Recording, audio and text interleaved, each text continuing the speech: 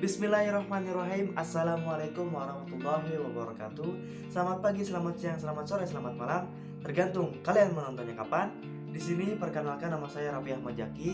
Saya dari kelas 11 Y1 ingin menjelaskan sedikit tentang hadis ke-8 dari pelajaran ilmu hadis yang diajarkan oleh Ustadz Agus Solihuddin. Langsung saja pada intinya ya. Saya akan menampilkan sebuah hadis di sini. Nanti kalian bisa baca, kemudian saya akan menerjemahkannya. Oke teman-teman, saya akan bacakan terjemahannya dan kalian bisa sembari baca ya hadis yang saya tunjukkan di sini. Bismillahirrahmanirrahim. Dari Abu Abdurrahman Abdullah bin Mas'ud radhiyallahu anhu, ia berkata, Rasulullah Shallallahu alaihi wasallam menuturkan kepada kami, dan beliau adalah asyadiqul maskud, orang yang benar lagi dibenarkan perkataannya. Beliau bersabda, sesungguhnya seorang dari kalian dikumpulkan penciptaannya dalam perut ibunya selama 40 hari dalam bentuk nutfah, bersatunya sperma dengan ovum, kemudian menjadi alaqah, segumpalan darah, kemudian menjadi mudghah, segumpalan daging. Kemudian seorang malaikat diutus kepadanya untuk meniupkan ruh di dalamnya dan diperintahkan untuk menuliskan 4 hal, yaitu menuliskan rizkinya, ajalnya, amalnya, dan celaka atau bahagianya. Maka demi Allah yang tidak ada ilah yang berhak diibadahi dengan benar melainkan Dia. Sesungguhnya salah seorang dari kalian beramal dengan amalan ahli surga, sehingga jarak antara dirinya dengan surga hanya tinggal sehasta, tapi catatan takdir mendahulinya. Lalu ia beramal dengan amalan ahli neraka, maka dengan itu ia memasukinya. Dan sesungguhnya salah seorang dari kalian beramal dengan amalan ahli neraka, sehingga jarak antara dirinya dengan neraka hanya tinggal sehasta, tapi catatan takdir mendahulinya. Lalu ia beramal dengan amalan ahli surga, maka dengan itu ia memasukinya. Hadis ini diriwayatkan oleh Al-Bukhari dan Muslim. Oke teman-teman, itu dia adalah terjemahan dari hadis tersebut gitu.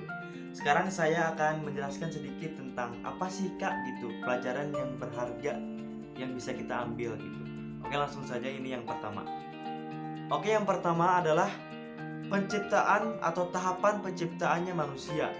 Dalam hadis ini Rasulullah SAW menjelaskan tentang awal penciptaan manusia di dalam rahim ibu, yang berawal dari nutfah, kemudian menjadi alaqah, kemudian menjadi mudghah.